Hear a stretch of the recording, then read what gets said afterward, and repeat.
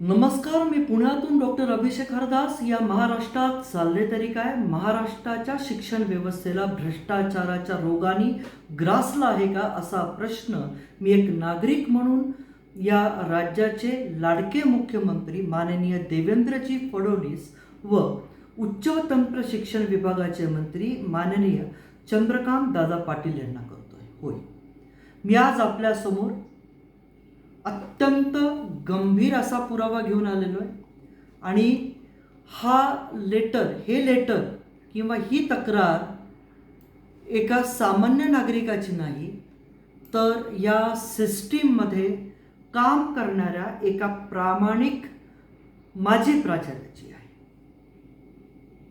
मी आपल्यासमोर पहिला पुरावा घेऊ.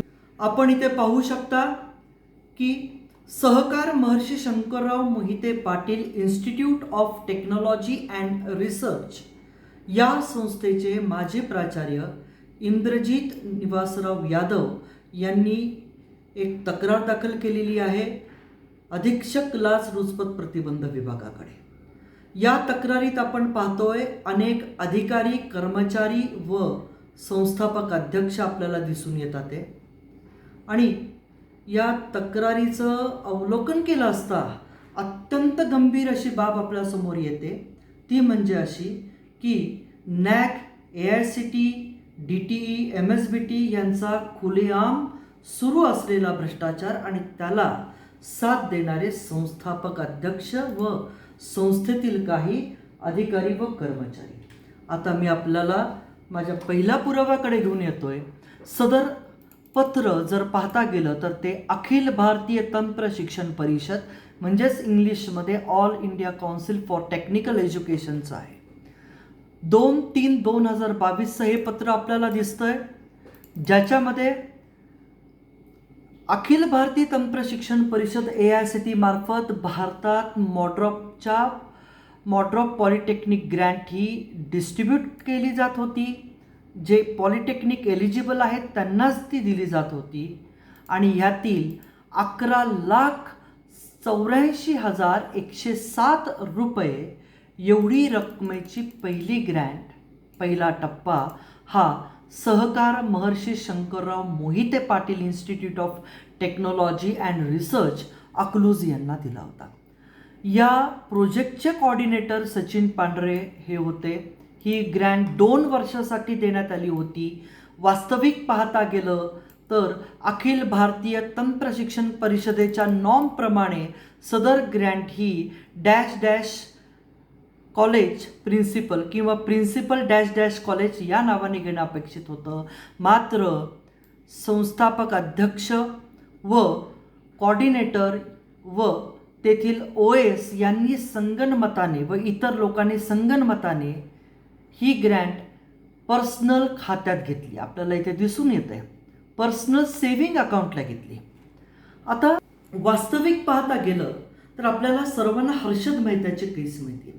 हर्षद मेहताने पर्सनल ग्रँट ही पर्सनल लोन हे युको बँकेतनं त्यांनी रिट्राईव्ह केलं. मात्र NHBच्या कायद्यामध्ये पर्सनल लोन देण्याची तरतूद नव्हती. त्यामुळे माननीय सर्वोच्च न्यायालयाने NHBच्या सर्व अधिकाऱ्यांना क्रिमिनल ब्रीच ऑफ ट्रस्ट म्हणजे दोषी अधिकाऱ्यांना क्रिमिनल ब्रीच ऑफ ट्रस्ट व क्रिमिनल मिसअप्रोप्रिएशन या अंतर्गत दोषी ठरवलं होतं. मग परत प्रश्न निर्माण होतो, जेव्हा अखिल भारतीय तंत्र शिक्षण परिषद AICTEच्या नॉर्मप्रमाणे जर मॉड्रॉपची ग्रँट पर्सनल खात्यात देताच येत नव्हती, तर नीरज सक्सेना साहेब AICTEचे जे ॲडवायझरी आहेत त्यांना मला प्रश्न आहे की ही ग्रँट पर्सनल खात्यात गेली कशी? तुम्ही लोकसेवक आहात, तुम्हाला जनतेच्या पैशाचं रक्षण करणं हे तुमचं मूलभूत कर्तव्य आहे. हे आपण विसरत आहात का? माननीय नीरज सक्सेना साहेब, आपण क्लिअर करावं की आपण ही बाब विसरत आहात का? आणि बरं ठीक आहे, ही ग्रँट एका पर्सनल खात्यात जाते आणि AICTEला माहिती होत नाही अशी तर गोष्ट नाही आहे. या सहकार महर्षी शंकरराव मोहिते पाटील इन्स्टिट्यूट अकलूज येथे जी आहेत, ज्याचे काही संस्थापक अध्यक्ष सदस्य हे माजी खासदार आहेत व ही ग्रँट त्यांच्या वजनाने आणली होती असं प्राचार्य यांचा दावा आहे.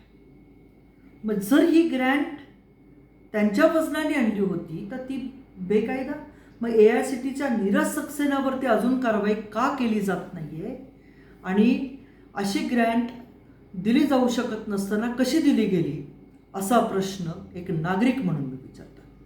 पुढे आपल्या सर्वांनाच माहिती आहे की कॉलेज ऑफ इंजिनिअरिंग पुणेमध्ये जो भरती घोटाळा डॉक्टर सहस्त्रबुद्धे यांच्या काळात केला गेला, सदर घोटाळा झाल्यानंतर या व्यक्तीला AICTEचं चेअरमन केलं गेलं, त्यानंतर NBA व NACवरती घेण्यात आलं.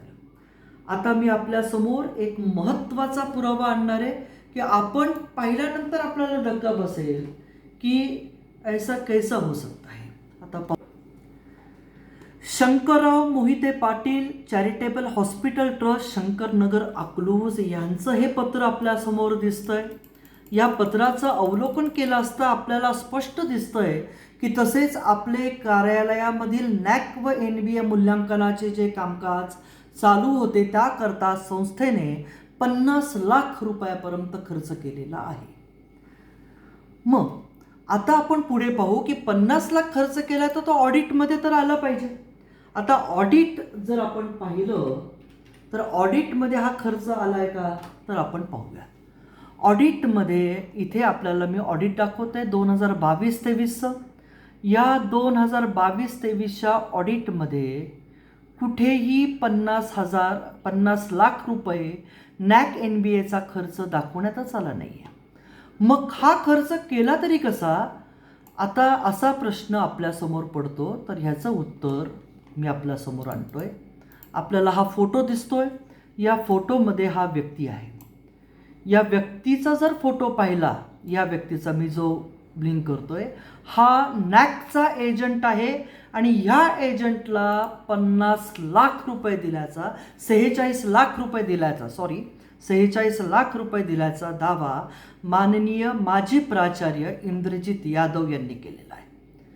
इतका गंभीर परिस्थिती निर्माण आहे याचा तपास नक्कीच झाला.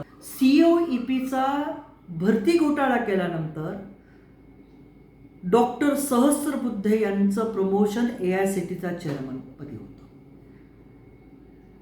त्यानंतर पण या भ्रष्टाचारी व्यक्तीवरती कुठलीही कारवाई होत नाही आणि त्यांचं प्रमोशन NAC व NBA वरती होतं.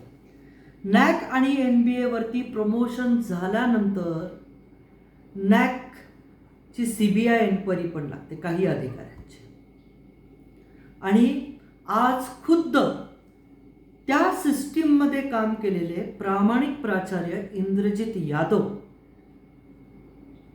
यांनी एक लेटर बॉम्ब टाकलाय आणि या लेटर बॉम्ब नुसतं लेटर बॉम्ब नाही आहे, तर त्यासोबत त्यांनी तब्बल 233 पानं जोडली आहेत. टोटल तक्रार ते पुरावे 233 पानाचं अवलोकन केलं तर अत्यंत गंभीर परिस्थिती होतीये की स्वतः सेक्रेटरी साहेब आपण मला सांगा की आपण 50 लाख रुपये NBA NACला खर्च करता पण तुमच्या ऑडिटमध्ये का दिसत नाही. बरं, ऑडिटमध्ये दिसत नाही म्हणजे भ्रष्टाचार झाला. मग ते पैसे कुठे गेले? तुम्ही नोटीसमध्ये लिहिलंय, लेटरमध्ये. आणि या संस्थेच्या माझे प्राचार्य माननीय प्राचार्य ढवळे साहेब यांनी तर पूर्व सह्या वापरून, आपण पाहतोय इथे पूर्व प्राचार्याच्या सह्या वापरून यांनी NACची मान्यता मिळाली. बघा आपण इथे पाहतोय की पूर्व प्राचार्याच्या सह्या वापरून NACची मान्यता घेतली. मग परत प्रश्न निर्माण होतो की माननीय ढवळे साहेब यांनी माजी प्राचार्य यांच्या सह्या बोगस पद्धतीने वापरल्या, बोगस पद्धतीने तयार करून त्या वापरल्या व त्याद्वारे NACची मान्यता घेतली. यासारखी दुर्भाग्यपूर्वक परिस्थिती या महाराष्ट्रात नाही. माननीय मुख्यमंत्री साहेब, माननीय चंद्रकांत दादा पाटील, मी आपल्याला विनंती करतो की ह्या सर्व घोटाळ्याची CBI मार्फत चौकशी करा आणि हा घोटाळा जनतेपर्यंत येणं अत्यंत आवश्यक आहे. कारण का मोहिते पाटील हे अकलूज पोलिसांना मॅनेज करू शकतात,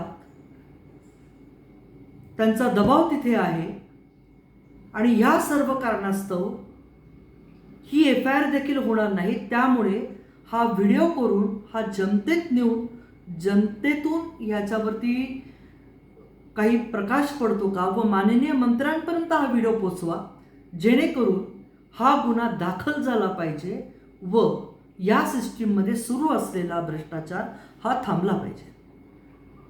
एक जनतेतील जागरूक नागरिक या नात्याने मी हा व्हिडिओ आपल्यासमोर आणतोय. हा खूप अत्यंत गंभीर आणि वेदनादायक परिस्थितीचा व्हिडिओ आहे. तो नक्कीच मंत्र्यांपर्यंत पोचवा व माननीय जनतेला, माननीय मंत्र्यांना विनंती आहे की आपणही यामध्ये अत्यंत गंभीर परिस्थितीने लक्ष घाला व लोकशाही मार्गाने या प्रकरणाला न्याय मिळवून देण्यासाठी आम्हाला मदत करा. जय हिंद, जय महाराष्ट्र.